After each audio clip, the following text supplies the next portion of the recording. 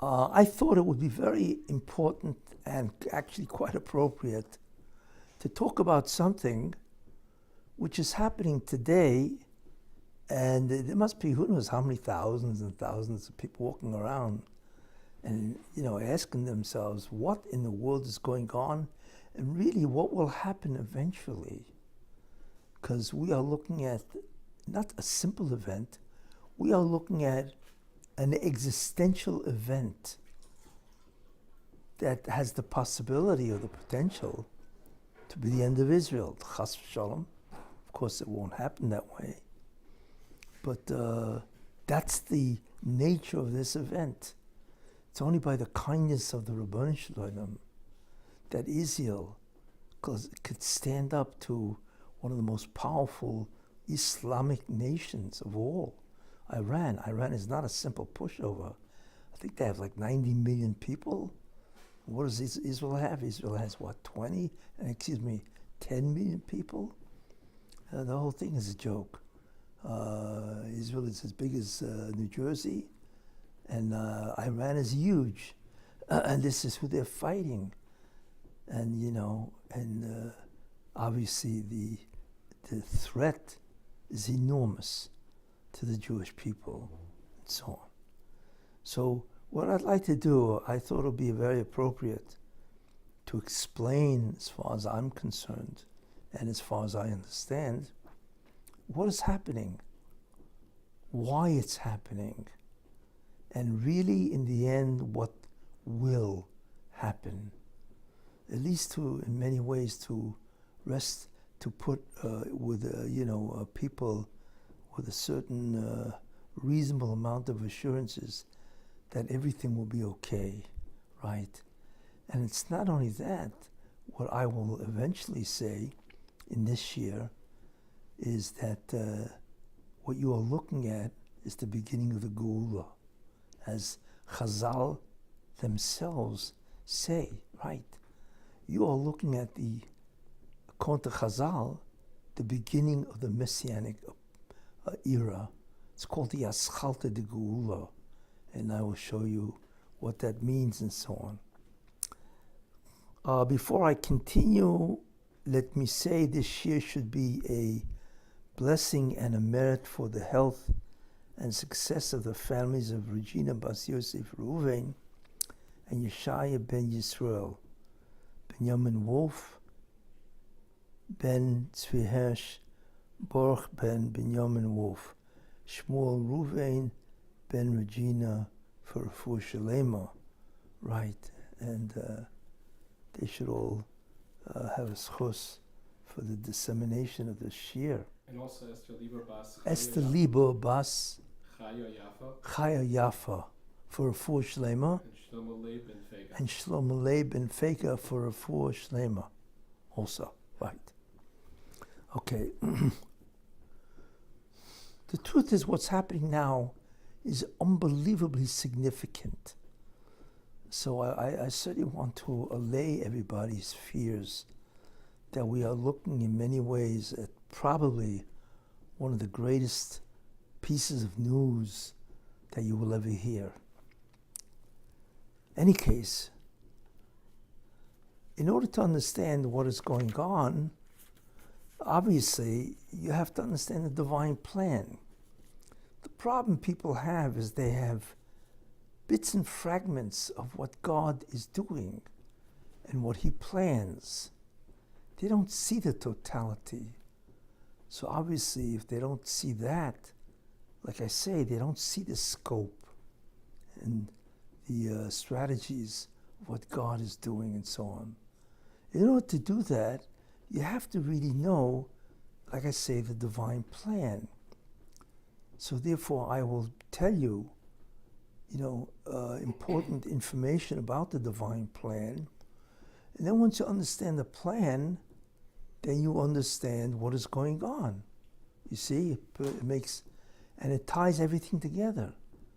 And I will show you that the war with Israel and Iran itself is connected to, not distinct from, but is connected to the Los Angeles riots even though we don't see that, right? It's also connected to the dissolution and the deterioration of New York and America in general.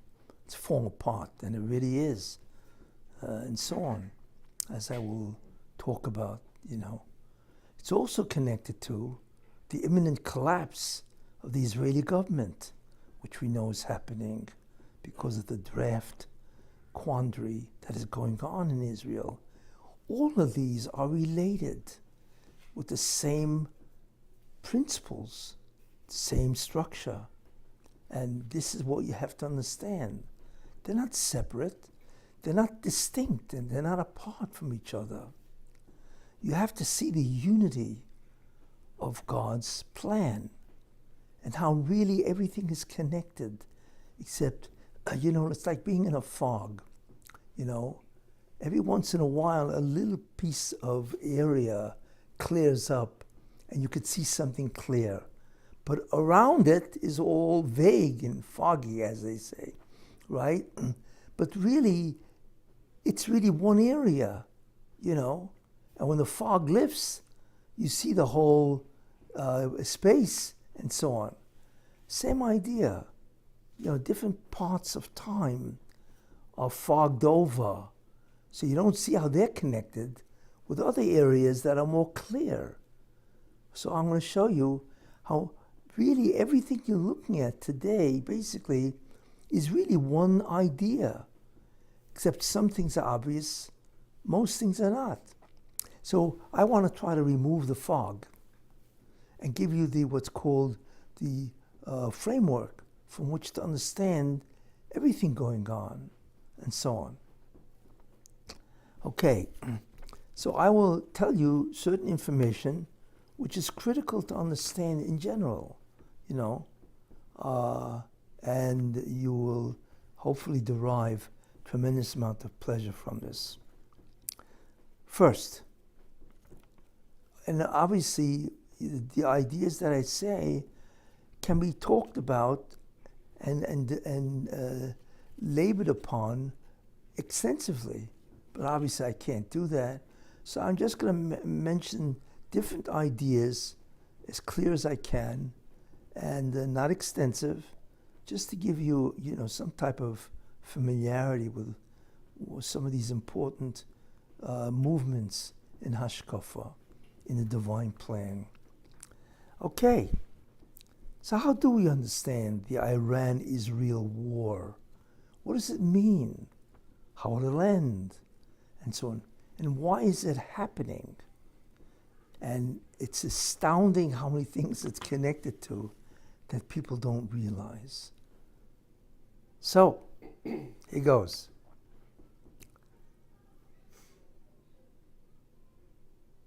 After the sin of Adam, which I'm not going to go into, after the sin of Adam, the world entered a different stage. The world of materialism, which is called Geshem, and that's all it was pure Geshem, entered a different stage. It combined with an force, an angelic force called a Satan, who's a Malach, an angel, you see. And that generated 8 different forces called nations of the world. Now, obviously, I'm skipping a lot of ideas, but basically there are 8 nations of the world. Ultimately, there are many nations of the world, obviously, but 8 of them have a certain supremacy, okay? They will play, or I should say wreak havoc with the Jewish people. 8 of them. They are assigned to move the Jewish people along on the process of tikkun. Now remember what tikkun is. Tikkun is repair, to correct, okay? And what must be repaired? We are enjoined to repair the world from the damage that Adam Harishon did. Very simply. He introduced a satanic force, a force of evil that has its own power. And he introduced that into the world of Geshem, materialism. So we are now a world of Geshem, materialism, that is married to a force of evil. And that force of evil enters innately into man, into material in general. It introduced the concept of deterioration, decomposition, or death. So we live in a world that is always dying. You see, it has a force of good, in the sense that a force of, health and so on. But there's always an opposing force, right, that seeks to destroy, to decompose, to deteriorate matter, which of course leads, in the world of living things, death, and in the world of, in general, energy, the dissolution of energy.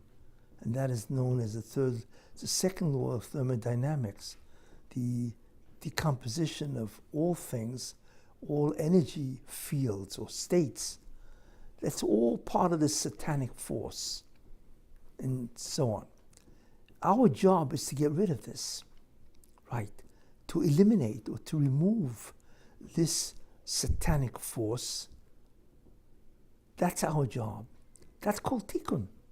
You see, to restore the world to its pristine state of what it was at the time of Adam HaRishon, without the satanic force involved in the world itself. You see, in any case, I've spoken about this extensively before. So that our job is called a tikkun, to remove it completely, to restore the world to a state of pure materialism. And then, once this world becomes purely material, to begin a process called transformations of reality, where not only have we removed the satanic force, but we have also removed, besides the satanic force, we have removed the materialism into spirituality, right? We turn the world into a spiritual place, not merely a place devoid of materialism. And that will happen in the Messianic era. That's Tches HaMesim. No more death. Well, guess what? What does no more death mean? No more death is not just no more death, but it's the end of a basic manifestation of that satanic force, the ability to decompose matter, and so on. And the world becomes not material, but it becomes spiritual. And then, like I said this before in previous shurim, to remove the material force, or the spiritual force, I should say, into a divine force, and so on. But I'm not going to repeat the other shir. I'm just saying that's called tikkun. We need to correct. We need to repair constantly until we reach the final stage of perfection, which is basically Olam Habo, which is the future world. And there's no more correction. Everything automatically changes, higher and higher reality, of which we have no comprehension of the meaning of that.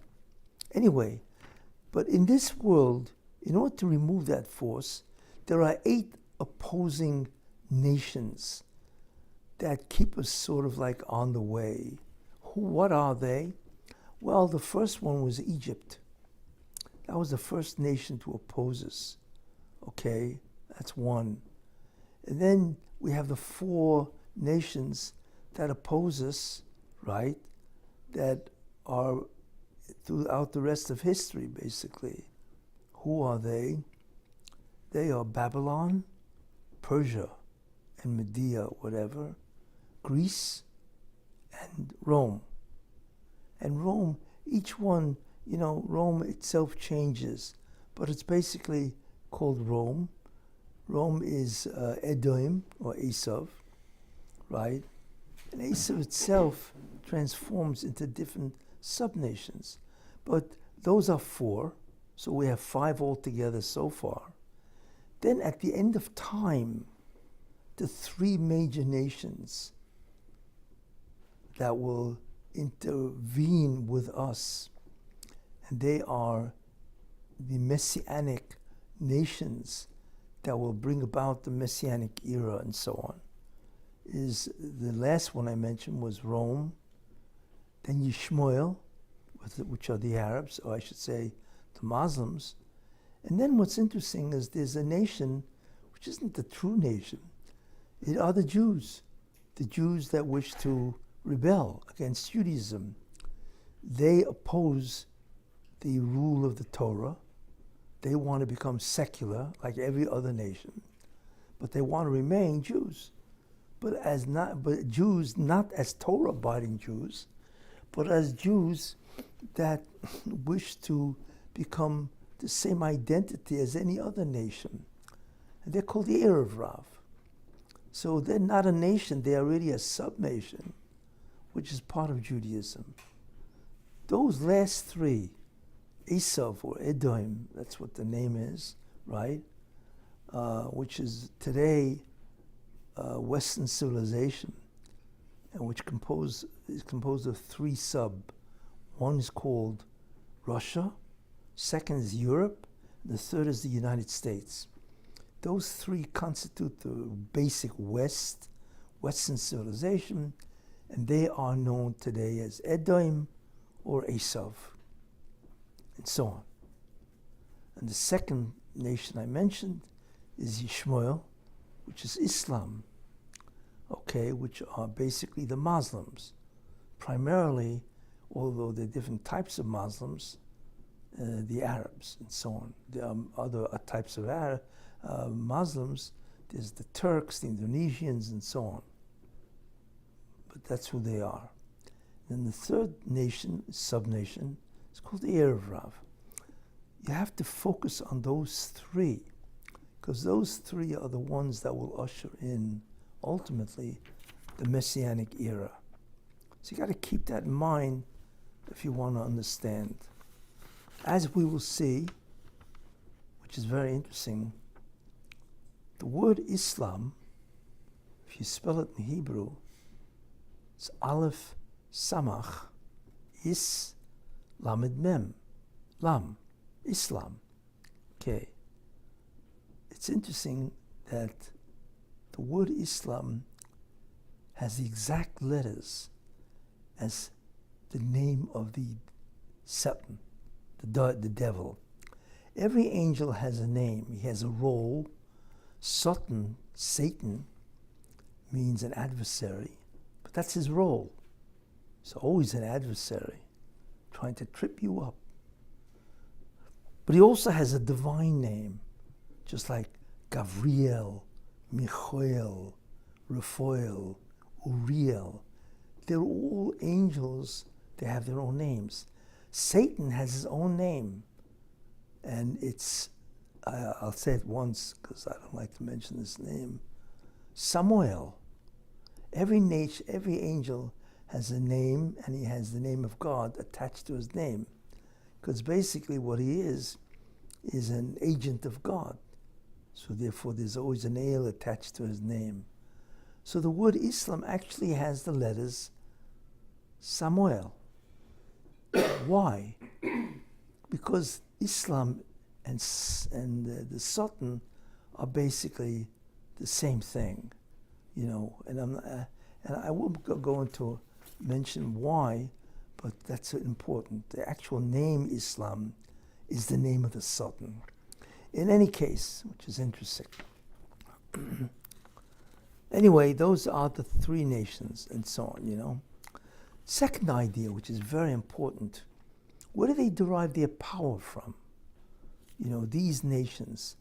Well, they all derive it from the Satan, right? In the beginning, which is very important, and this forms a feature, you know, a fundamental feature of the Satan. It used to be that he was independent. Everything exists because the God's power flows to these beings. everything that exists is powered by God. What powers it? The spheres. The spheres are divine emanations that have the ability to create and power things. Everything is powered by the divine energy of the spheres. So the Satan used to be powered by himself, but his job is to corrupt man, to get them to deviate from the will of God, which is called a sin. So when man fell, when Satan, actually was a Nochash Kadmoni, the snake, right, tempted Chava, Eve, to sin, right? That's what he did, which of course was terrible and so on, Then God said that because he said to Eve, Chava, and Adam, because you accepted the advice of the Satan to eat from the tree that I commanded you not to eat from, your job in the beginning was to ignore his advice not to eat from that tree. So his influence, which is called Zoyama, would not enter your body, would not enter the universe. And therefore the universe would remain pure Geshem, materialism. But you took his advice, you ate from the tree, so his power now entered your universe. So your job no longer is to do what? Is to ignore his advice. Your job is to kill him, the Satan. You gave him existence by allowing yourself to believe in what he said is true. You must eradicate that. Mida keneged mida, you see. So the question is, wait a minute. How can I can ignore the Satan, maybe, but how do I kill the guy? I mean, we're looking here at an angel that is far more powerful than we can ever imagine. So God said, what I will do is I will tie his existential ability to live to you based on your acts. In other words, if you do my will, then you will bring down holiness. You will eject his Zoyama, his influence over the physical universe. You will reject it, right? And he will not have a powerful source, because he needs to be yonik. He needs your power source, which is the light of the spheres. That's what he needs to live. So if you sin, if you don't do the will of God, then he has no power source. However, if you sin, then he will derive that light that you would have gotten, he will derive and use it for his own existence, right? And he will be able to empower himself to do terrible things. So essentially, it's combat, right? And that's how you can kill him. In other words, you can remove all evil by doing the will of God. It's only if you don't do the will of God that you enable him to exist and to flourish and to be powerful. And what he can then do is give this power over to nations of the world to try to destroy you. There arises, I should say, the nations that I mentioned, the 8 nations of the world. They derive their power source from God. Everybody derives it from God, but they derive their power source from the Sultan himself. He is the generator to them. Where does he derive it from? From you, from your sinning. That's the chain of events that occurs, that is responsible for all destruction and evil.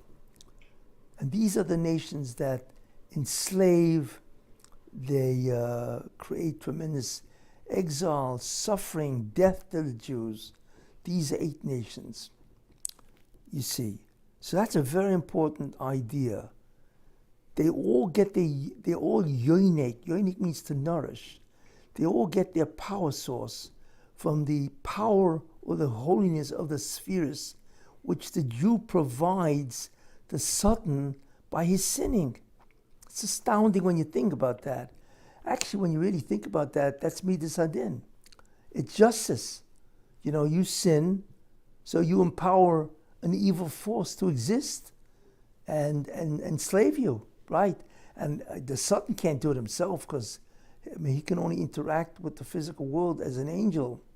He gets his agents, his proxies, as they say, these 8 nations, you see.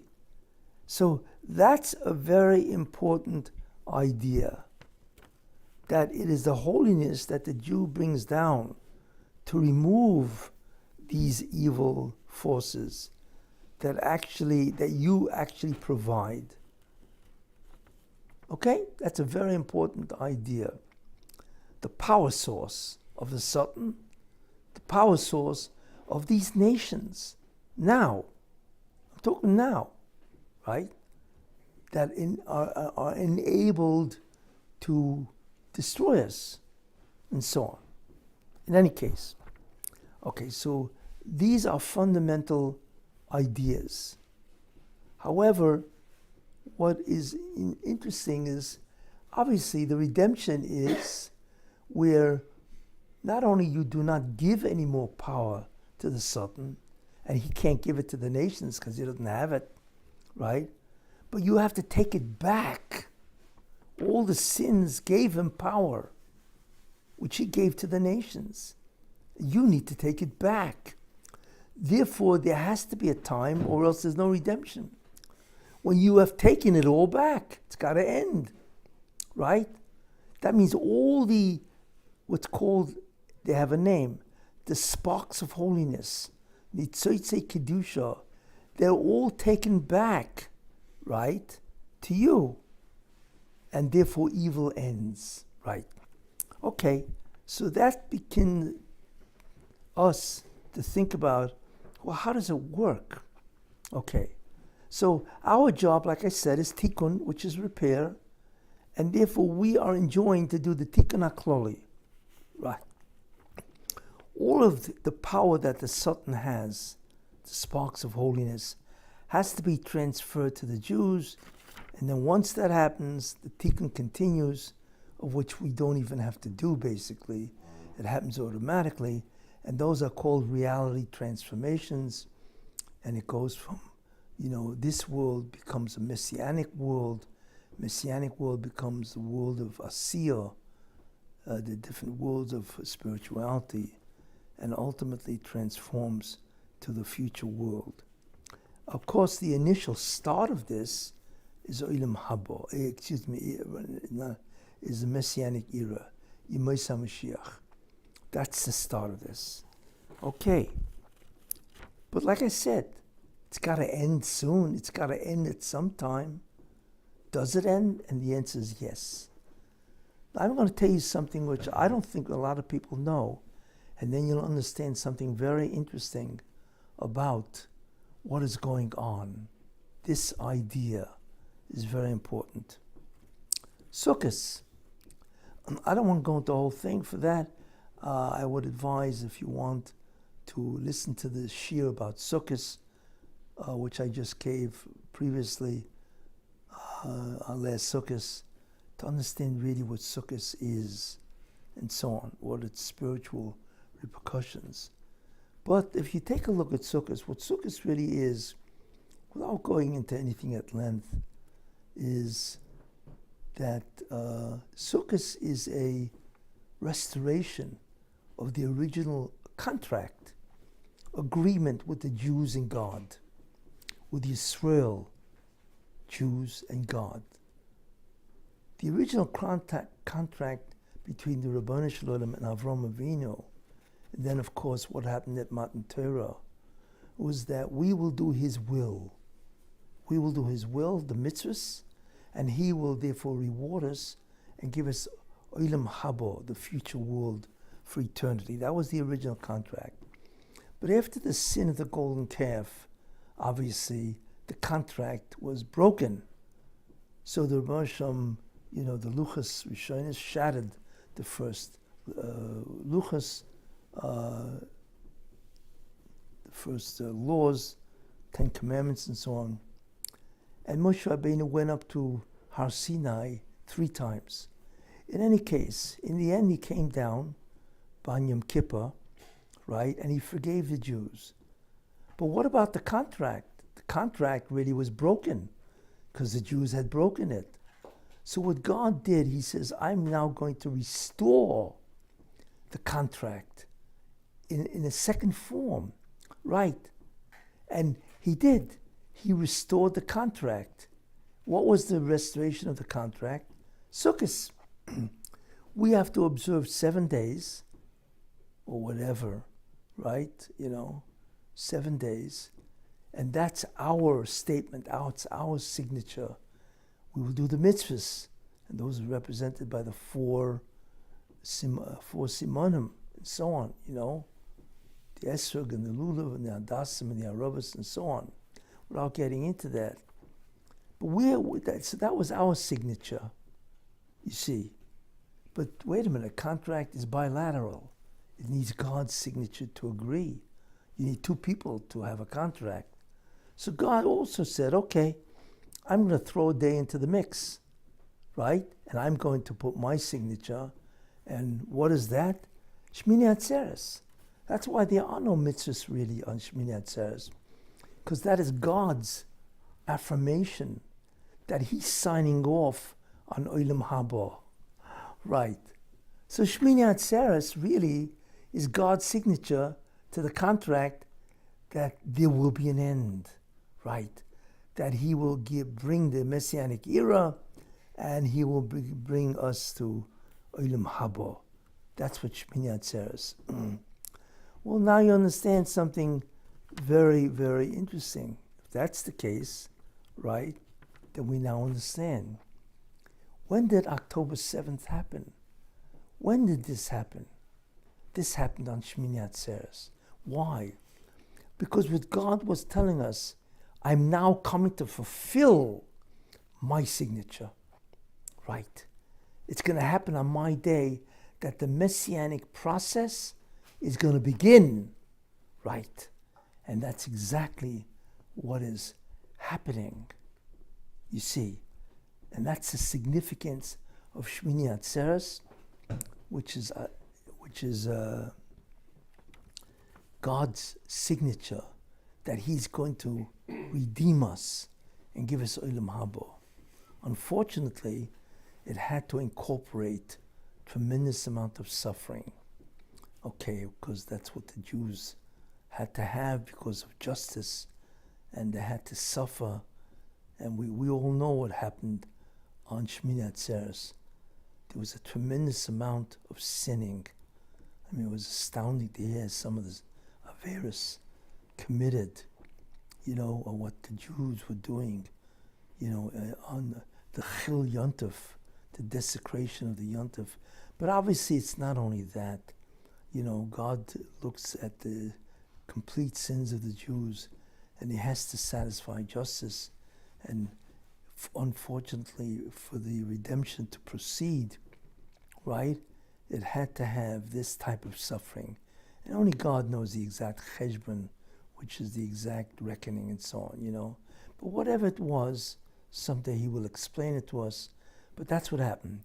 But what I'm saying is, Shmini Atzeres wasn't by accident. Shmini Atzeres is the beginning of the redemption.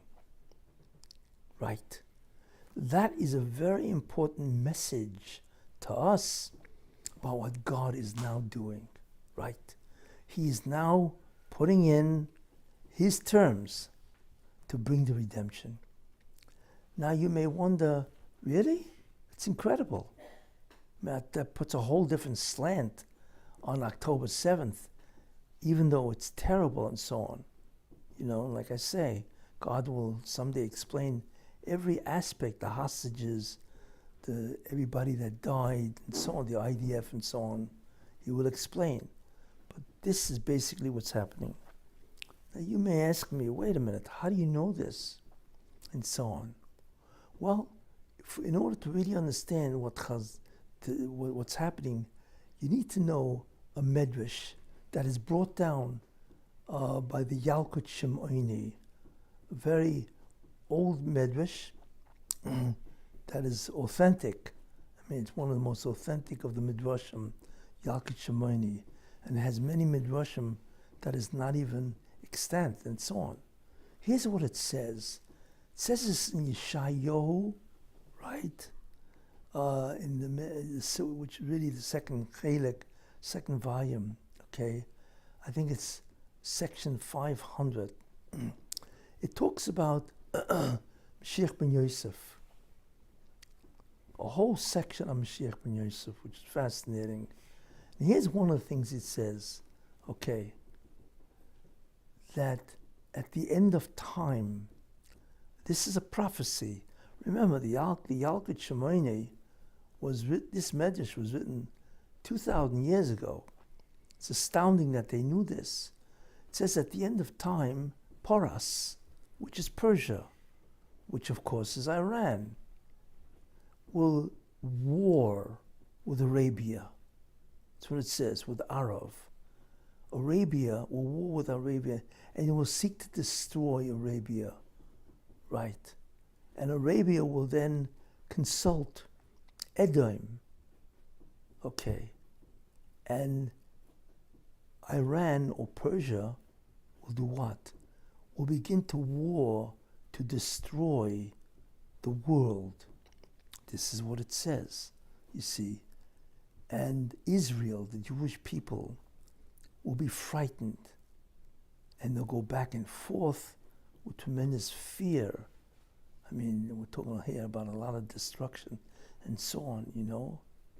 And then all of a sudden, and this is the incredible statement, all of a sudden, a baskol, a divine voice, will come out.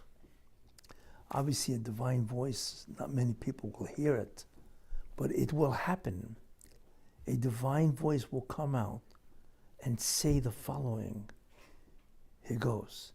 Higia zman geulaschem. The time of your redemption has arrived. This is God talking, by the way. All that I have done for you means everything, all that I have done in the sense of allowing Persia to frighten, to threaten the world, I have done for your sake, which means for the sake of Israel. Okay? And therefore this is basically the last war. It's astounding. So what God is saying, that at the end of time, Poras, Persia, Iran, obviously is going to have the means, right, to war with Arabia, which is exactly what it did. It sent, drones, if you recall, to Arabia and blew up a lot of their oil fields. Exactly. So of course they went to the United States to seek, being allies and so on. It's exactly what happened, right? And not only that, how in the world does Persia have the ability to frighten the world? And of course they do. Not only are they a major evil force, not just in the Middle East, but in the entire world, through themselves, through their proxies, through all the different, agents that they have throughout the world. Iran is one of the greatest evil forces, if not one of the greatest, in the world today. How many people have died since Khomeini, the original Khomeini in 1979, came into power? How many people are dead because of him? How much unsettling is there because of Iran? How much anxiety and pain and suffering has happened with guys like Khomeini, Soleimani, without going through the whole cast of characters of Iran. Look, we don't realize the pain that one human affects the world, let alone the millions of people that have been killed by Iran and the proxies, forget about it. I'm not even talking about North Korea, China, or communism, Russia. Just Iran itself has committed so much crimes, it's almost unimaginable, right?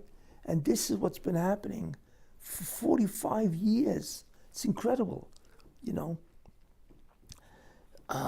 So this is what it says. Higia zman geulaschem. This is it. The war between the Jews and Iran is the last war. And you have a baskol, which I'm sure has come out already. Be great if you heard it, right? That this is the last war. But more important, not only is it the last war, Higia zman geulaschem. The time of your redemption has arrived. We're talking here redemption. We're not talking here about a respite.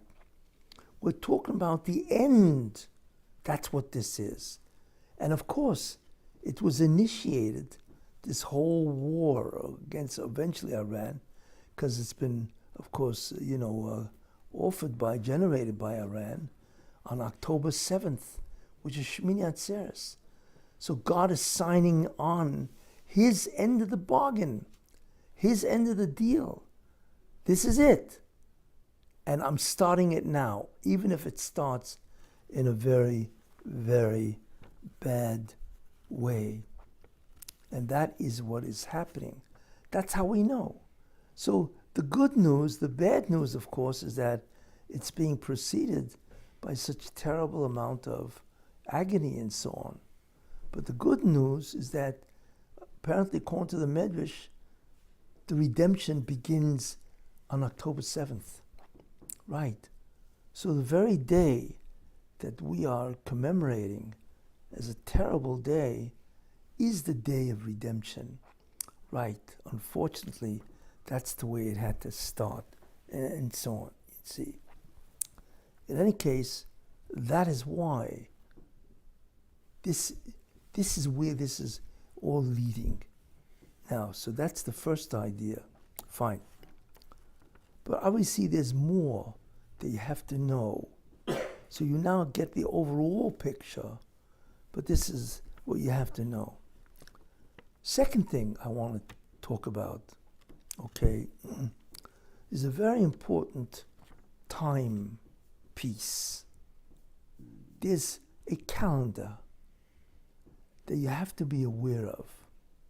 And that calendar will reveal many ideas and many historical events, which is really remarkable.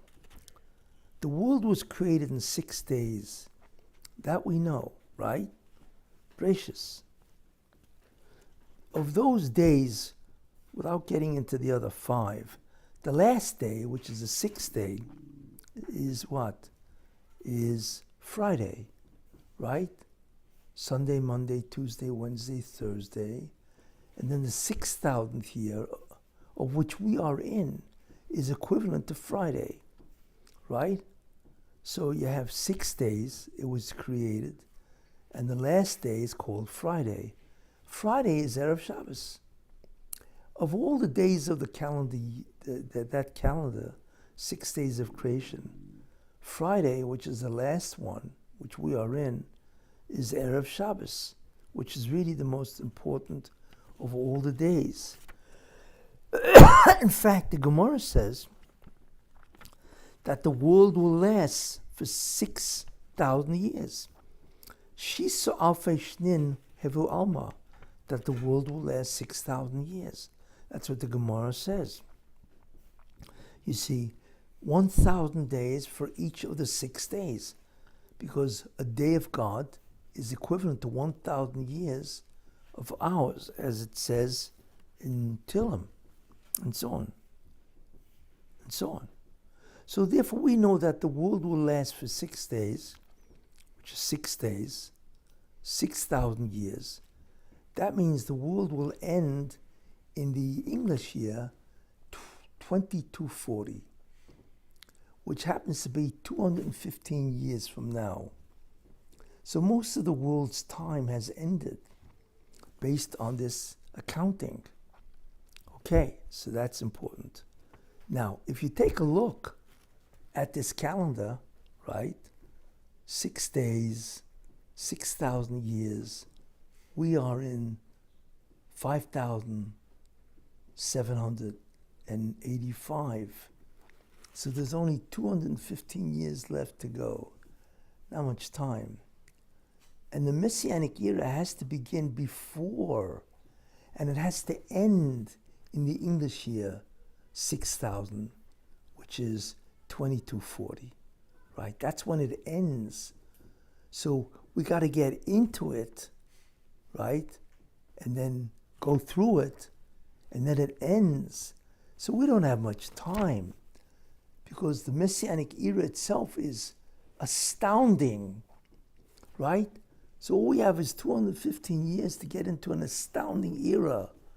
That is why we are seeing the rapidity of events happening. Right.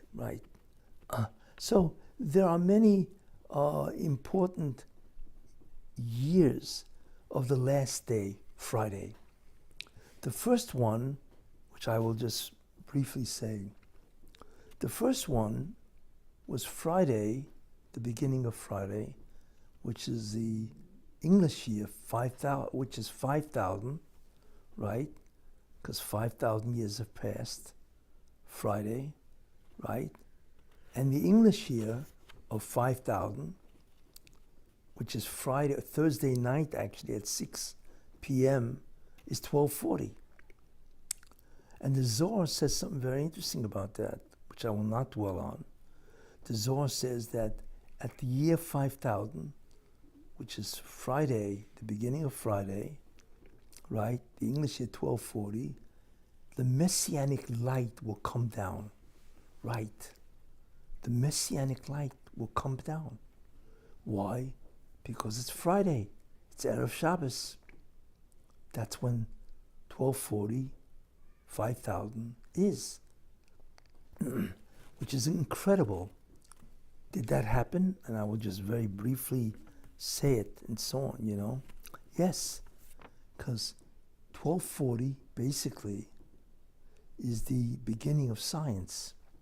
That's when Roger Bacon, right, Roger Bacon lived, that the people consider the beginning of the scientific method, where they got away from Aristotle, right? That was the real beginning of science around 1240, and Roger Bacon lived in 1240. So that's the beginning of science.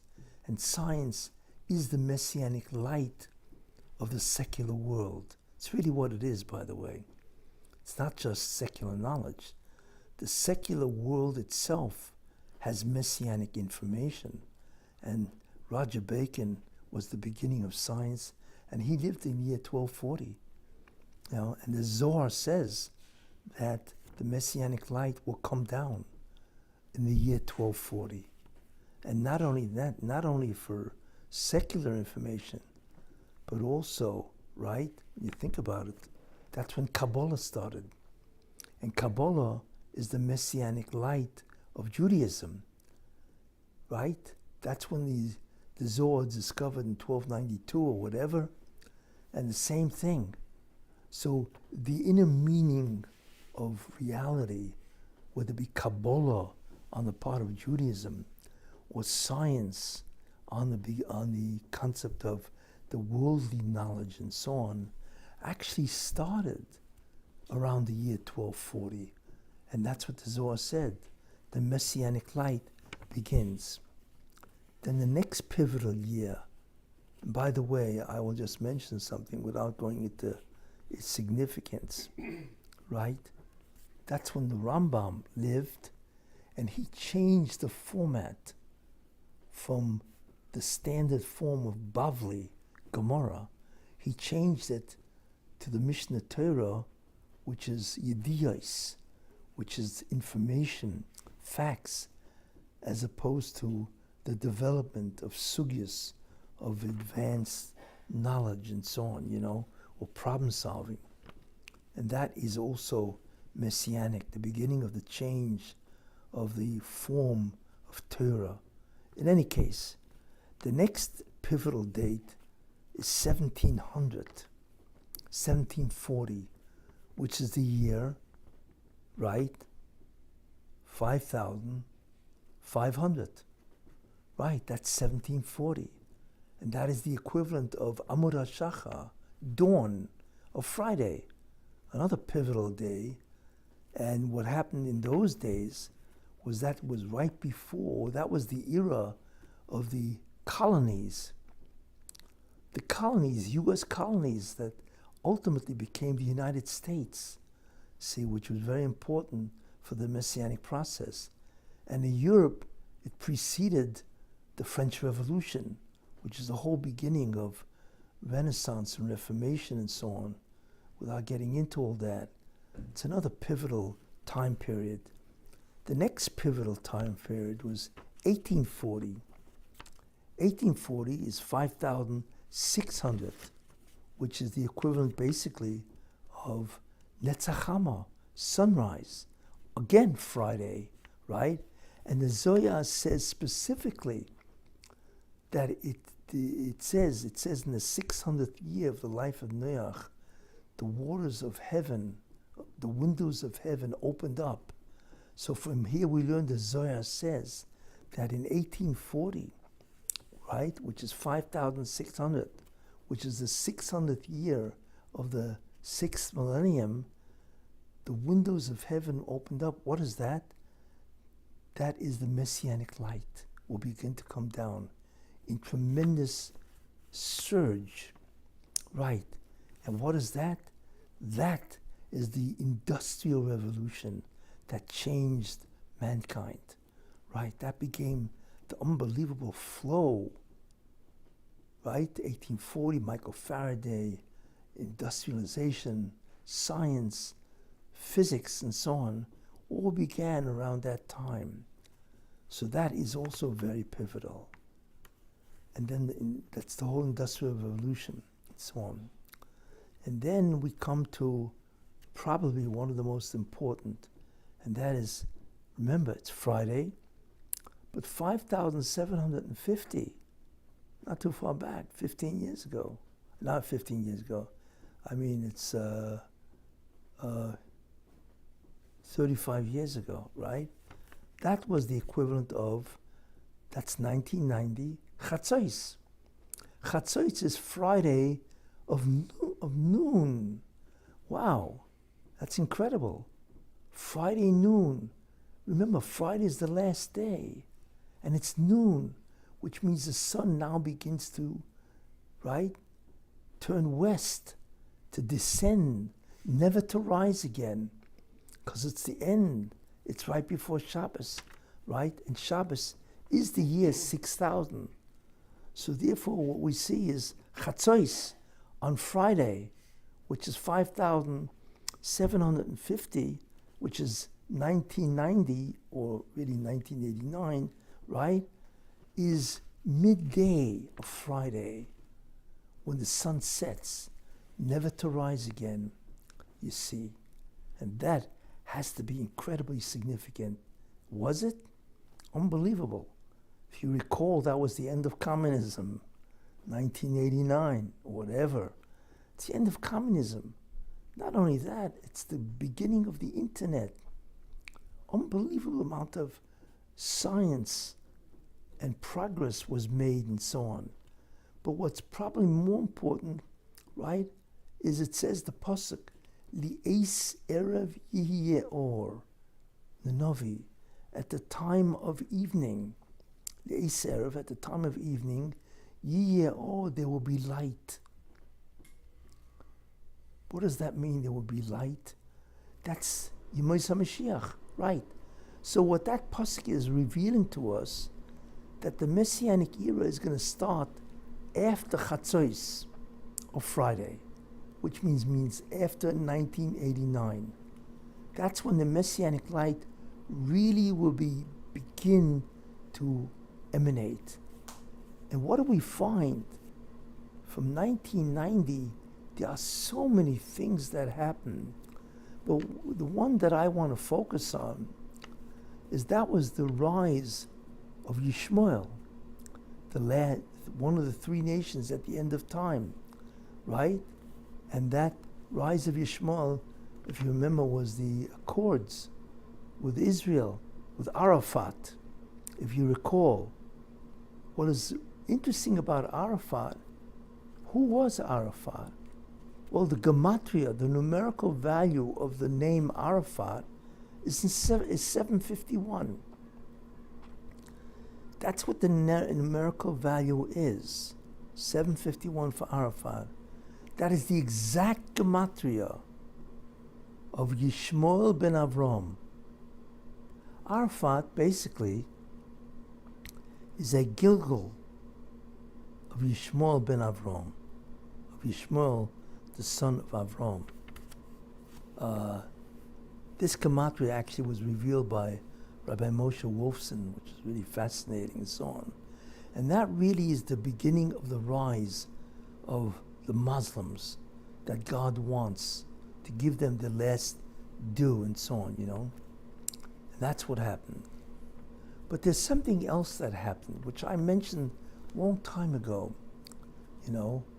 What does it mean? It's not only that Arafat rose, the Arabs rose in significance, where they became a major force in the world, and they grow to this day. Well, look at all across the United States, right? Europe, they have become a major force in politics. The Muslims, the Arabs, and so on.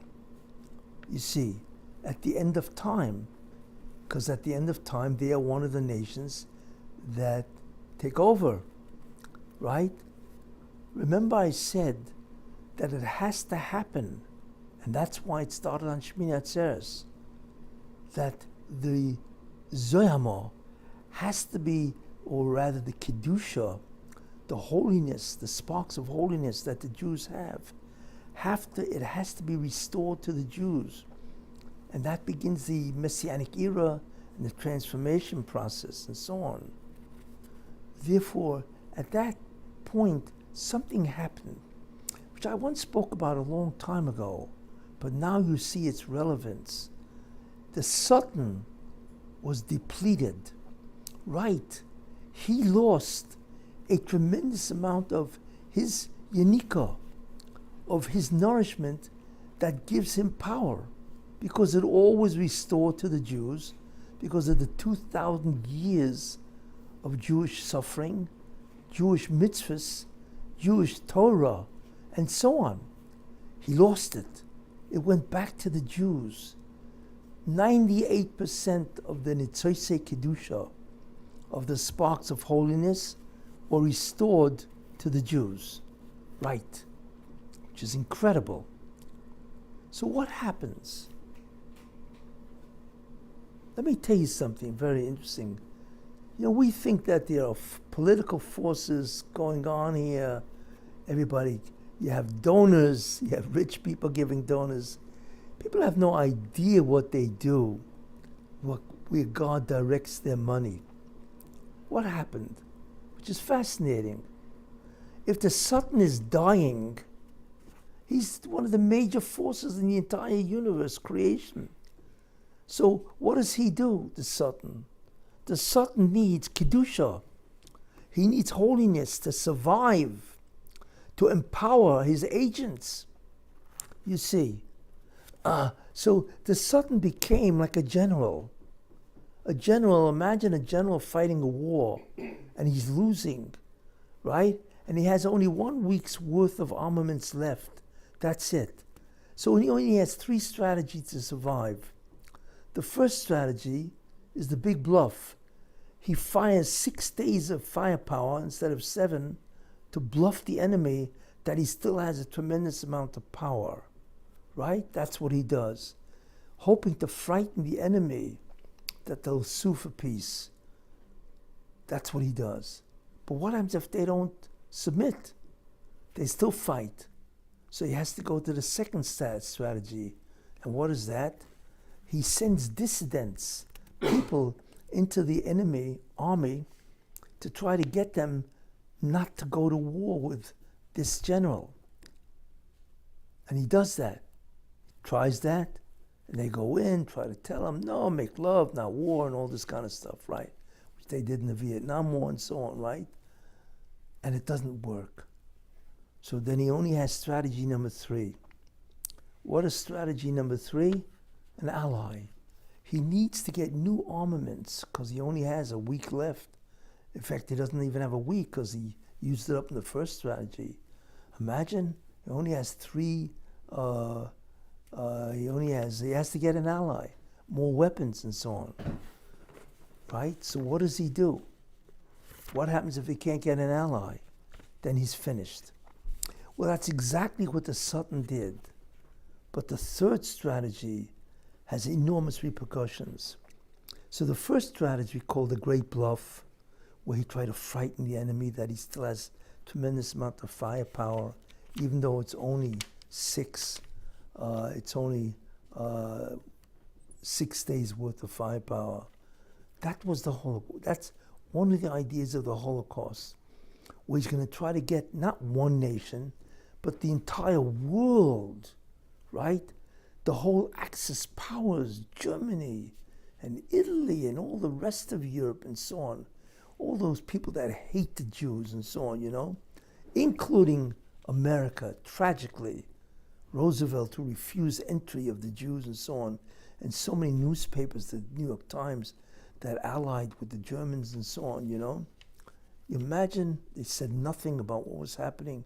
The Holocaust, to bluff the Jews. Why?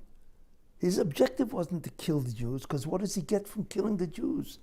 He only gets the sparks of holiness, power, right, if he gets them to sin. So he was hoping that they would give up on God and say, forget about it, it's over with.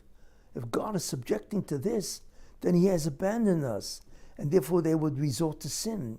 That's what he was hoping for. But what happened? It worked to some extent.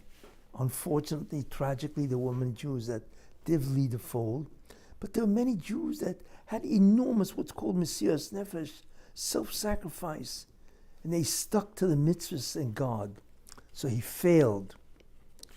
So what does he do? He has to go to the second strategy called dissidence. But who? So he marshaled his true soldiers, the Erev Rav, right? Those Jews that want to discount the Torah, that the Jews are basically a nation, true, but a secular nation. Their identity does not lie in the Torah, so drop the Torah. You see, who are they? It's the Erev Rav, and so on. So he formed Israel. Who are they? The Erev Rav, the Zionists, who only believe in a secular state called Israel and to imitate other nations. Forget about religion. And we all know what happened at the beginning, where they took away Jews, so many Jews from their religion and so on. So he was hoping that that would destroy Israel. The Jews themselves, right? And they did. They took away so many different Jews and so on. But ultimately, he failed. Not only that, not only Zionists, but also the Reformed, the Conservative, the Reconstructionist, the Haskalah, secularists, and so on. He tried to use them all to destroy their allegiance to the Torah itself. But he failed. So what does he do now? He's dying because he needs the sparks of holiness, right? So who does he go to? Well, who's he going to go to? He's the only one that can collect the holiness of the Jew if they sin. Nobody else can. And he's the one that doles it out to everybody else. But the truth is, there is one nation that can take the Kedusha directly from God and not have to go to the Sultan. Who's that? That is the Muslims, Islam. Why? Because Avram Avinu said, when God said that Yishmael, that Yitzchak would be the one to carry on the name of Judaism and not Yishmael. So Avram Avinu said, Lu Yishmael yichyeh lefonecho, Alavai Yishmael should live before you, which means that he should live before you and not have to derive his power from who? from the Satan. God said, okay, I have heard your voice. So therefore Yishmael, if they are righteous, if they do good, they take down Kedusha, right? But they cannot do tikkun to the Bria. They cannot rectify creation, but they can take down Kedusha directly from God, the Shekhinah, and not from the Satan. So therefore, the Satan goes over to Sar Shel Yishmael, to the angel of Yishmael, right? Because he's the one in charge. And he says, listen, I'm dying. I need your power, right? Give me some of your power to survive. So the Sar Shel Yishmael says something very interesting. He says, okay, I'll do it. I'll give you some of my Kedusha so you can survive. But there's a deal here. What's the deal? The deal is that you, my guys, have to be the top, not yours. Until now, you've made Edom, Esav, right? The chief of Edom, right? Oh no, I want my guy Yishmael to be the head of Edom, right? And did the Satan agree? Of course he agreed.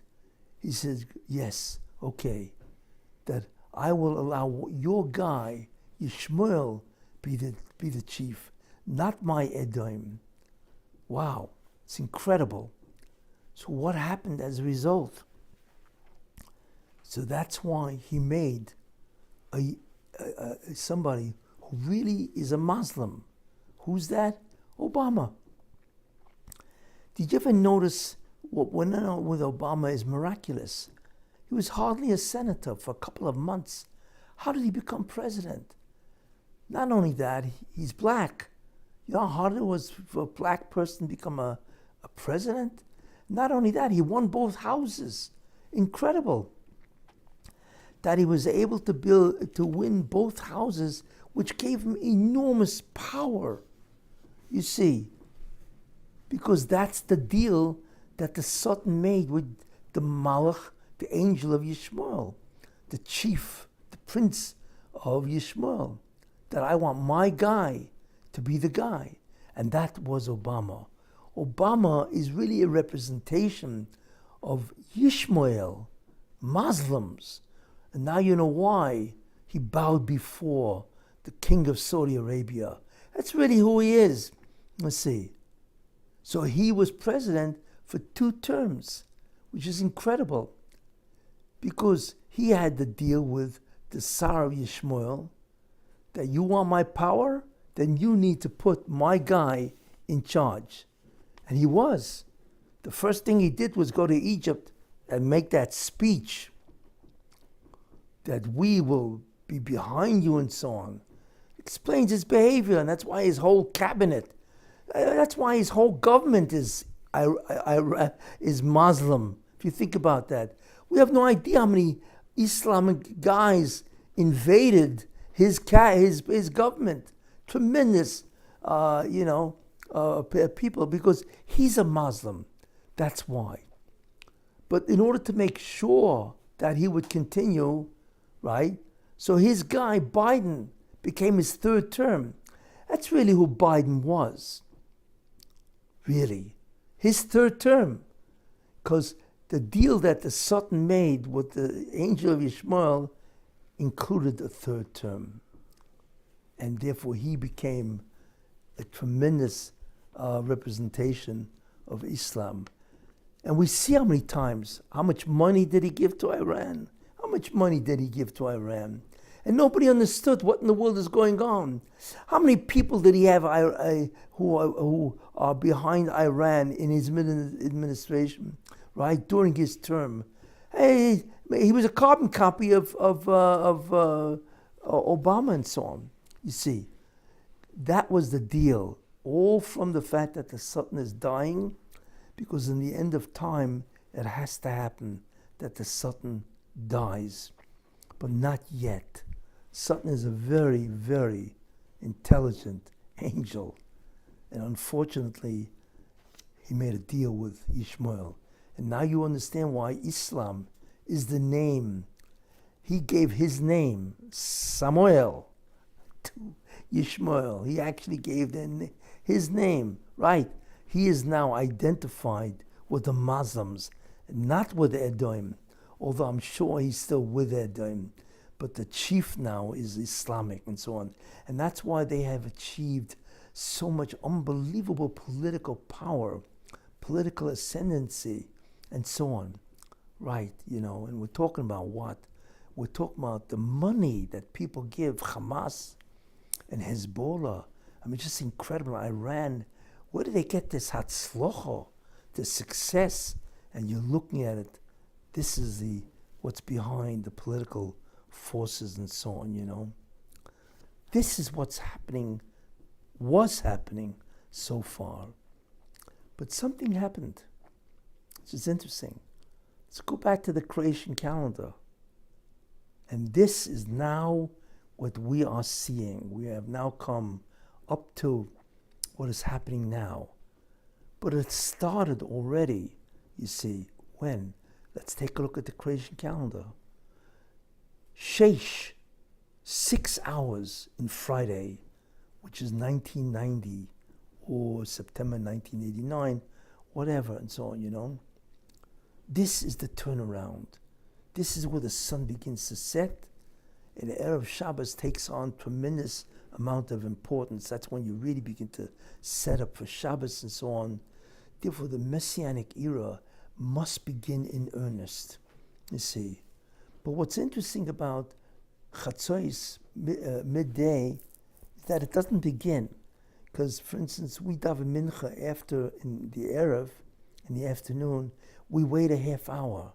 We wait for the sun to incline a slight amount, a half hour, where its shadow now is on the other side. It's not in the center of the, it's on the other side and so on, It's called 6.5, 6.5 hours. Or it's called 12:30, which is 6 hours in the day plus a half hour. So 6.5 means 6.5 hours, which is 12:30. That's when the Messianic light really begins to come down, right, and so on. When is that? And that is Le'is Erev Ye'or. At the time of evening, there will be light. There you are. That's the Aschalta de Geulah. That is the beginning of redemption. When things will really happen. Did that happen? Yes, it happened. Right. Remember, just follow the calendar. Right? Unfortunately, most people never heard of this calendar, but it's incredible how accurate it is. After 12:30, it could happen any time. It just depends on different forces coming to play. But in the year 1211 or 1212 is 12:50, 50 minutes after 12 o'clock, right, on Friday, which means that we in 2011 are now in the time period on the creation calendar or creation clock or whatever, right? 12:50, 12:11. Now we're much further ahead, but at that point in time, what happened on a 12:11 or 12:12? Two pivotal things. Remember, Yishmael must fall. And the same thing with Obama, same thing with the United States. This is what happened. Yishmael ran out of Kedusha. Not just Edom or the Sultan. Yishmael, because even they only have a limited amount depending on their acts. But if they act like barbarians, terrible people, Rishon Gemurim, right? And what are we looking at? ISIS? Who are we looking at in 1211 or 1212?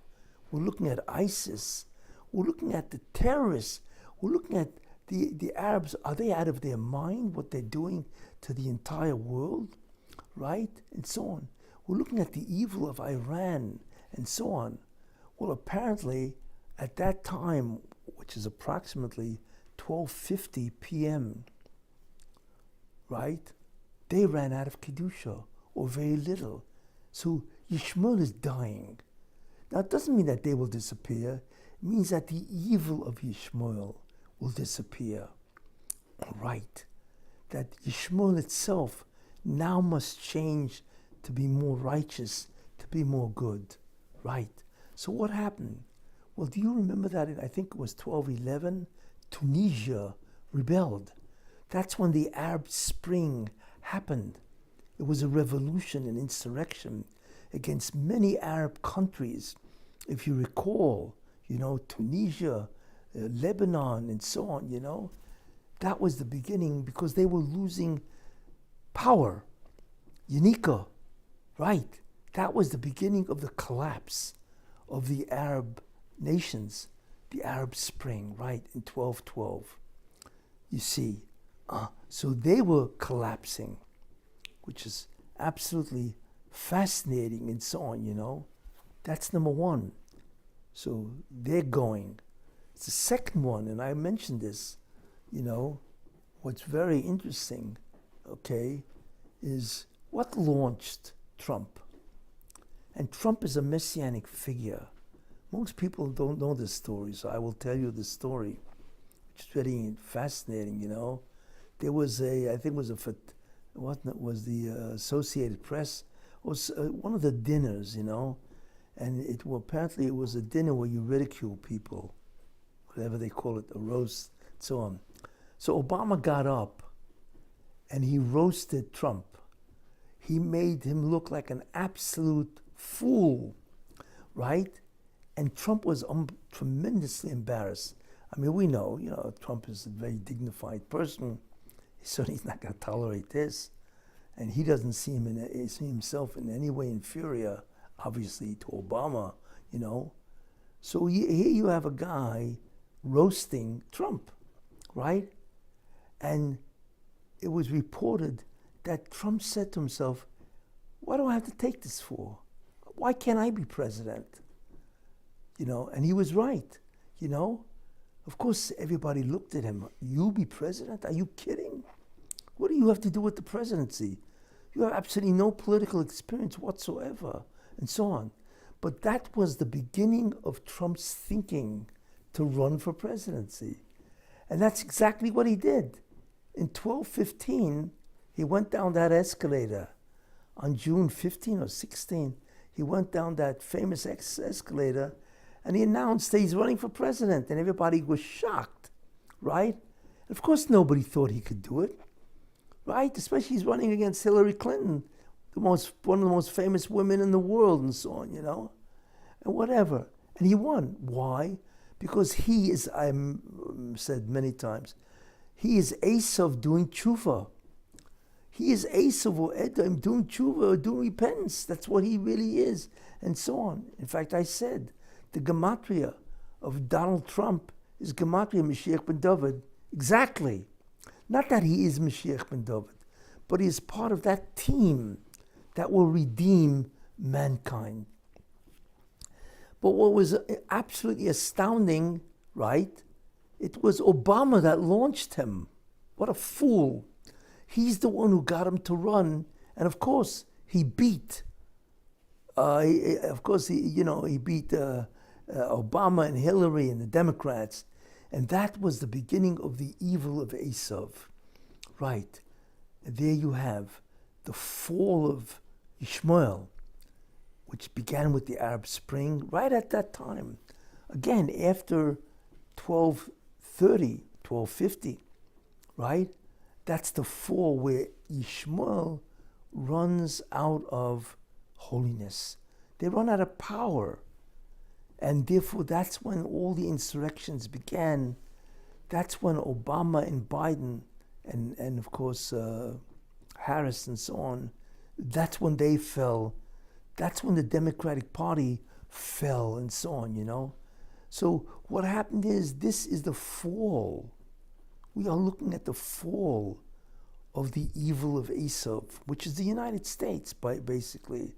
And they are being destroyed, right? We are witnessing that, and so on, And that has been continuing. Trump won, and I mentioned why Trump lost, because I don't want to go into it again. You'd have to listen to the shir and so on. But ultimately, everybody won, Just as an aside, which is really very important, the United States has committed a terrible deed, legally, because they know, and it's very important for themselves, but I don't know if they have the wisdom to go after it, and it's something worthwhile. If a president does something unconstitutional, then that is illegal. Not only is it illegal, it is invalid as a law because it's unconstitutional. If you honor that law, you make a mockery of the Constitution, and that is the beginning of the destruction of the country. Biden was obviously demented. Obviously. He could never run a country like the United States in his state. So the question is, who is making the decisions? It clearly wasn't him, because he does not have the mental capacity. But if it wasn't him, it's obvious. To any 10-year-old would be obvious. He can't make a decision based to run a country as complicated. So obviously somebody else is making the decisions. Literally. Who? But the real thing is that, wait a minute, he's the only one that can do it legally. Constitutionally, nobody else can do it. And if they do it, it's illegal. It's invalid. That's the law. So the United States knows that. They know that a great deal of their laws were made illegally. And they are invalid according to the Constitution. So how do you allow it to stand? This has to be investigated because it's a fundamental stab in the back to the United States legal system. You see, that is a potential devastation to the United States rule. It is. And maybe that's why they don't want to investigate it. But they have to. This is a major scandal. And those people that allowed these other people to run the country illegally and the laws were invalid must be arrested, right? They committed treason. That's exactly what treason is, you see. I just mentioned this because this is a major scandal that can create enormous problems for the previous administration, because they have done a tremendous amount of evil. There is so much pain and suffering that they have given the American people. It's just incredible how the Congress, which itself is at fault, has allowed them to get away with it. How do you allow 20 million people, illegal immigrants? They're all illegal. That's the law. So how do you do nothing? Okay, now Trump is trying to deport. But how did Congress allow the president to commit a heinous deed by illegally allowing criminals? Not only were they illegally coming in, they were incredible criminals. People died because of Biden's criminality. They died. Go ask the person who's dead. How do you feel about dying for Biden's criminality? What do you have to say? The guy would say, what do you mean what I have to say? I'm going to stand in front of God and condemn Biden for what he did. It's a mockery of justice, right? Who knows what the United States will do? Alavai, there should be justice in this country. But whatever it is, there are major flaws and there are major acts of guilt and crime that the United States has perpetrated. Congress and the Supreme Court I mean, it's just incredible what they do. When they interact, when they decide to interact, even though the country's falling apart and so on, it's hard to believe that there actually is a justice system. This whole country has displayed an unbelievable mockery of justice, which God hates. But in any case, without getting into that, America really is dying because they've lost their Kedusha, because Yishmael has lost their Kedusha. The Satan was taken from Yishmael. Yishmael is gone. Look at Yishmael. They are being destroyed. You have any idea, how do you think Israel wiped out Hamas? How do you think they wiped out Hezbollah, which had a formidable army? How are we watching the incredible success, even though they are suffering and so on, with Iran and so on? Because Yishmael is finished. That's why they have lost the sparks of holiness. Therefore, they are falling, right? How do you think the Abraham Accords happened? You think it was the pleasure and the goodness of Saudi Arabia? Of course not. It's because they don't have the power anymore to resist the change, in some way to repent, and so on. All of this is heavenly directed and so on, you see. That's what you're watching, the fall of Yishmael, that started on Shmini Atzeres, which is fascinating, and so on. And you see it, that from 1211, it started, right? And then you see the fall of Edom, the fall of Obama and Biden started on, I think it was 1212, with that dinner and so on, which is the introduction of a Messianic figure. Why? Because the sparks of holiness that were captured by the evil of Esav, who are they? Obama, Biden, the Democratic Party, the liberals, the DEI, all these guys, what they've done is destroyed the immorality, the morality of America. That's what they've done, you see. And it's all dying, I mean, what they've done in the last 15 years is horrendous, is heinous and so on, The criminality, the corruption, the immorality, right, And that's why you're looking, by the way, at the LA fires. God says enough is enough. And he's burning down a lot of Los Angeles and so on. And not only that, he's giving success to evil people, incompetent people. That's what he's doing. These people who lead Los Angeles and so on, they're insane. And they're incompetent, And that's why you're witnessing tremendous rise in anti-Semitism. Because when the Satan is dying, he's trying to get the Goyim to go against the Jews, so the Jews will be frightened and they'll assimilate with the Goyim. All of this has a logic to it and so on, you see. So there's tremendous amount of anti-Semitism rising all around the world. And that is why you're seeing New York deteriorate. It's just incredible to watch New York, that is one of the greatest cities on earth, just flounder and collapse. I mean, just incredible. The incompetence of the mayor, the governor, the legislature. They just enacted a law that physicians-assisted suicide is permitted. Imagine, that means a doctor can help somebody kill himself. But that's murder, really. Who are you to permit that? And so on, that is murder. The life that you have is not yours. This is the collapse of New York, right? And there's some guy running, I forgot his name, whatever. Anyway, he's a socialist. If he becomes mayor of New York, forget about Cuomo, who's a murderer. It's just unbelievable who's running for mayor. It's like a cavalcade of criminals or incompetence or insane people.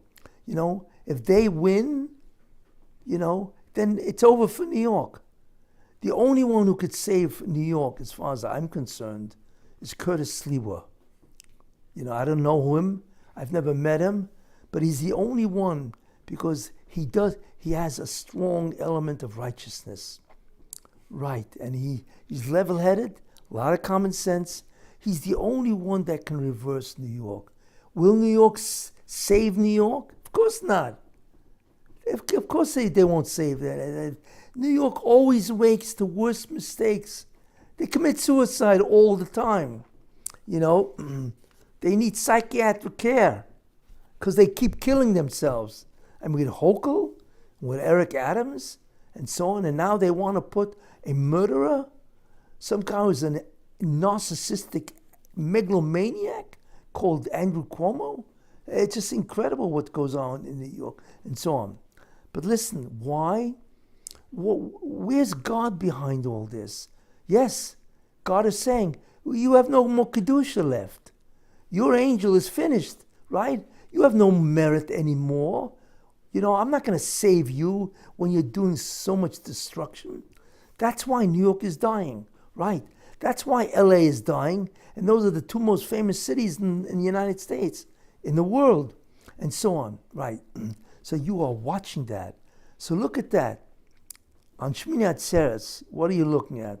The collapse of Yishmael, right? That's what you're looking at. That God is coming up with his bargain, right? The collapse of Paras, right? Of Persia, which is, of course, Yishmael. The collapse of the United States. Who? Not the good part of the United States, the evil part of the United States. The ones that have destroyed the U.S. You know, if you're really honest with yourself, right, and stop catering to the crazies, right, you realize they've destroyed the civilization, the morality, the dignity, the greatness of the United States, right? That's what they've destroyed. And America is gung-ho on still putting in Harris or some other crazy, incompetent lunatic, and so on. It's just unbelievable what goes on in this country. And that's all because they are losing their Kedusha, because Yishmael, the Arabs, the Muslims, have lost their Kedusha. This is what's happening. So in many ways, that's good news, right? And that's what Israel has to go through, to fight all of this and so on, you know, to try to restore. And hopefully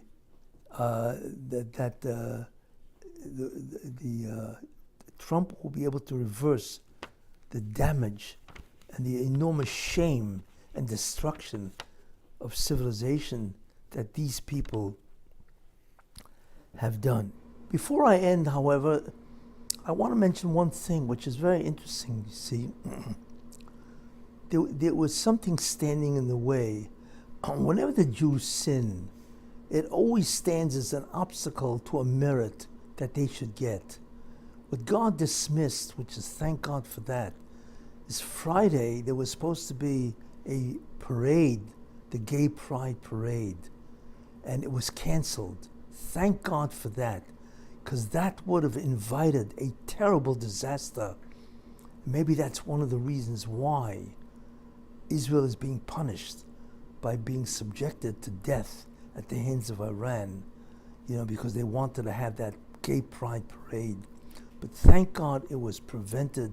So fortunately, that did not stand to impede the success of the Jews, you know, against Iran, because they need all the merits that they can get, which is very important. But there's one thing I want to mention before I sign off. Trump is making a tremendous mistake. Look, he's a very intelligent person, you know, and I do not come to criticize him, his personality or his character and so on, but I do criticize his decision. He doesn't understand something. Peace is a value, tremendous value. That's true. You always want peace. But there's a time that peace, that war is peace.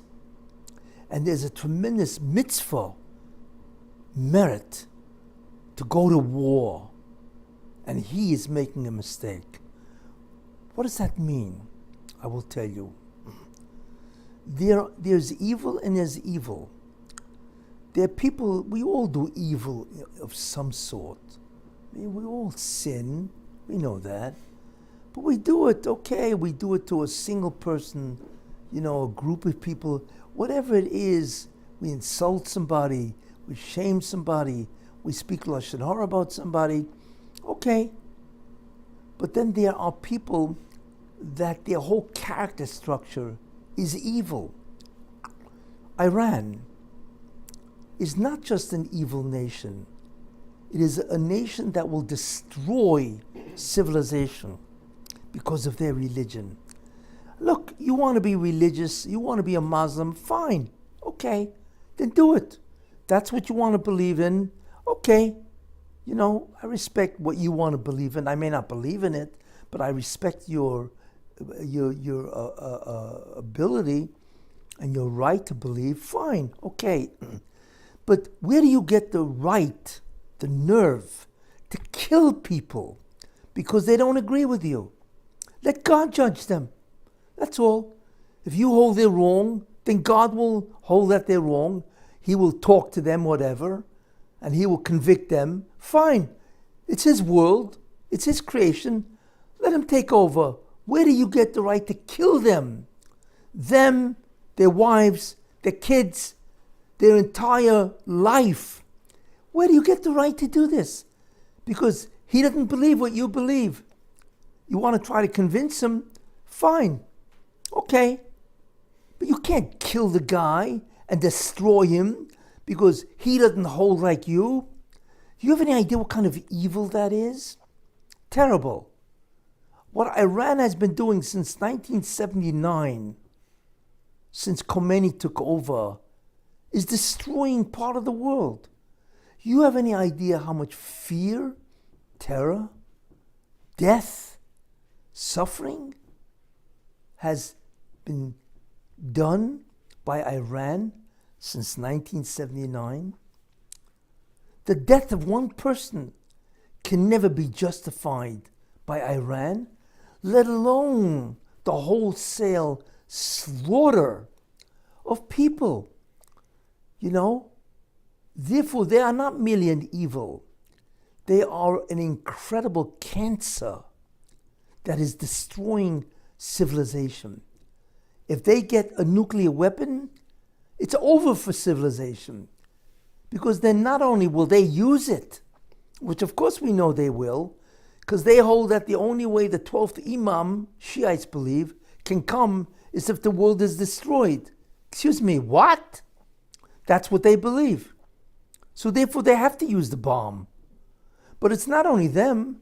Every proxy is going to use it. Everybody's going to want a bomb to protect themselves against Iran. You have any idea what it is if Hamas has a bomb, Hezbollah, whatever's left of them, the Houthis, right? Or all the other Islamic nations that hate Israel? This world will turn into an inferno, right? Why? Because Iran cannot have the bomb. It's the end of civilization. It's what's called an end game. That's what it's called. So what do you mean we want peace? Well, I'm a peace guy. I don't want a war with Iran. I hate to say it. What is wrong with you? You have any idea what kind of a mitzvah it is to destroy the mullahs? To destroy Iran? To save the world from untold misery? It's an unbelievable mitzvah that God will thank you and reward you profusely. So how could you say what Trump should do is he should join Israel, not just give Israel weapons, and be part of the mitzvah. Uvi'arto horo mikirbecha, and you will destroy the evil from your midst. Right? V'chol ha'am yiru v'yishmo, and all the nation will see. This is in the Torah. All the nation will see and hear that destruction of evil. And they will no longer do this evil. This is a commandment by God, because God does not want his world destroyed. So what does it mean to make peace with Iran? What does that even mean?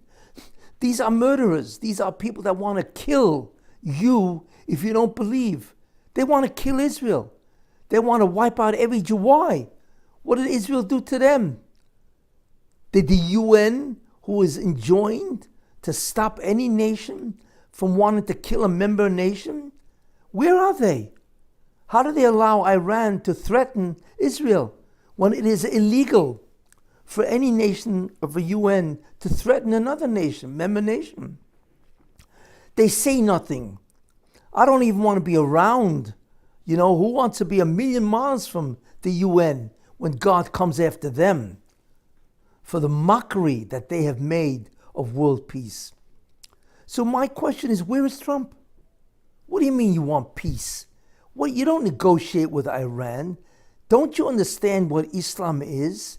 You can't negotiate with Islam. Where's your common sense? There's certain things that will never change, and you know that. So you want to give them a warning just to be fair? Okay. But that's it. You give them a warning and that's it. You go after them. You join Israel in destroying not an enemy of Israel, but the enemy of mankind, right? The enemy of the world. You're looking at God's civilization, and you will have the merit of having brought true peace by war to the world. In fact, it'll be one of the greatest moments of peace ever known when you take out Iran. Because the world will look and see, wow, the US doesn't tolerate chicanery, fraud, imposter. They don't, you threaten the world, you want to do evil. Evil is one thing. Destruction is another. And we will not allow that. That's really what the US should say. Why are you warring with Afghanistan? They do things. People will always, nations will always war with each other. But each war has a rationale behind it. How destructive is it to civilization? Iran isn't just destructive to civilization. Like I say, it's destructive to the entire planet. They get the bomb, it's over. Get that through your head. It's over. They cannot change. They will not change. Why? Because it's their identity. They're nobody without a bomb. And you know that. There used to be somebody with Hezbollah. There used to be somebody with Hamas, with the Houthis, whatever. They used to feel like somebody because that's the only way they can get an ego. Right. Now that Israel is taking it out miraculously, and that shows you that the sparks of holiness are gone from Yishmael. How do you think they did this miracle? Was it their brilliant military acumen, the pages, right? And all the way they took out the Muslims and going, this is God, this is not just man, and so on. So do you think this was an accident? It's because Iran is collapsing. Yishmael is collapsing, you see. So how do you allow, there are certain nations you have to take out and say, listen, you want to do evil, that's up to you, what you think is evil. Okay, every nation does things that are bad for it. Okay, we cannot interfere, we're not the cops of the world. But when you threaten an entire region, and you threaten the fabric of civilization itself, we are not going to allow you to destroy this planet. Who are you anyway? Who are you? You're a bunch of nobodies. You want to worship your religion? Fine, do so. But don't threaten civilization. Don't threaten my ability to live. That's what Trump should say. And he should get off his high horse of high merit and so on. Because it really, that's not what he's talking about. It's a mitzvah gemura. It's a complete mitzvah to wipe out Iran. And I don't mean the people of Iran. Because they're people. They want to live like everybody else. I mean, the mullahs, they will destroy. And who are they? They're nobodies, basically, right? they decide on your life? Where do they get a right to decide on your existence? Who are they? Anyway, like I said, and so on. So what he should do, if he was smart, is go in with Israel and wipe them out. And he could do it in 1 day or 3 days flat. All right. And he will teach the world what the fear of righteousness is, and so on. I have this to say, even though I hate to say it, because I hold very much from Trump and so on. I hold he's a brilliant guy, and he really knows what he's doing. He's really great. But he is making a fundamental flaw, and I hold it satanic driven, right? That he's driven by the Satan with this kind of idea. He's aiding and abetting one of the most evil regimes ever known in terms of the amount of mayhem and murder and torture that they do and that they've done, who they've killed in Iran. And not only that, it's more than that. They enslaved their entire world, nation. Iran is slaves. Why? Where did the mullahs get the right to enslave a country? What do they have? I think 90 million people? Where did they get the right to enslave 90 million people? I don't care what they believe. You ever know what kind of sin that is? 90 million people are slaves? For what? Where did they get the right for this? Who are they? So where are you? There are certain causes that you must do. And not only that, guess what? God is going to talk to you after 120 years. And believe me, you're not going to like the discussion. Right? Because you had a chance to honor him and to honor world peace and to display some sort of real common sense righteousness. And you didn't. What do you think he's going to do? And believe me, he doesn't take bribes. And he couldn't care a whit if you were president of the United States. He expects you that have the power. In fact, that's why he gave you the power. Why do you think he saved you in Butler, Pennsylvania? To do what? To make America great? America's only one nation among 8 billion people. He cares for every person, not just for Americans. You know? So stop thinking, although you have an obligation to save America, which is true, because you're the president of America. But he doesn't only love Americans. He loves mankind in general.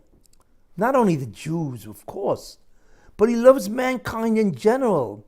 So he saved your life to save his world, not just to save America. So why do you think that you only have to save America? Now, of course, you don't have to save everybody. That's true. And therefore, you are right that peace is required.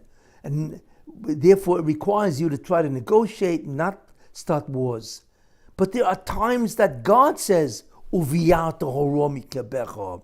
need to go to war. God says that. You see that in the Torah, that God commanded Israel to war with Amalek, right? So war is justified. And you will get a tremendous reward, and America will get the reward for destroying this type of evil. So please think about it.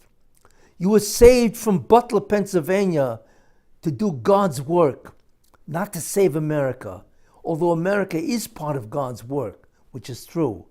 But think about it.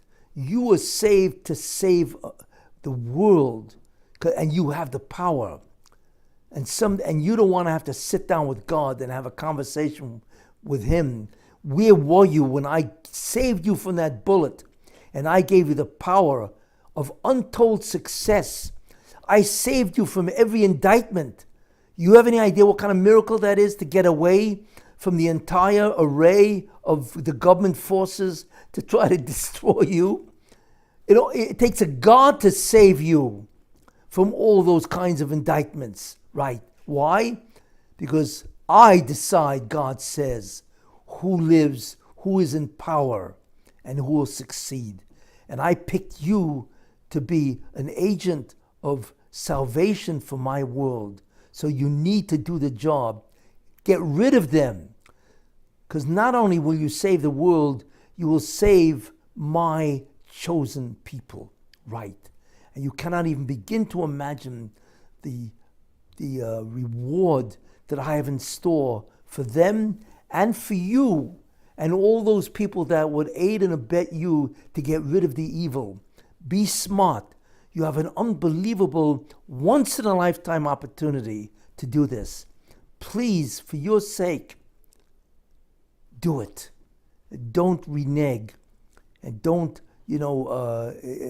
just lax off in terms of doing this great deed and so on, Go in with the Jews, wipe them out. And I don't mean the Iranian people. They have a right to a nation like every other nation. Get rid of the Muslims that want to destroy my world. Thank you.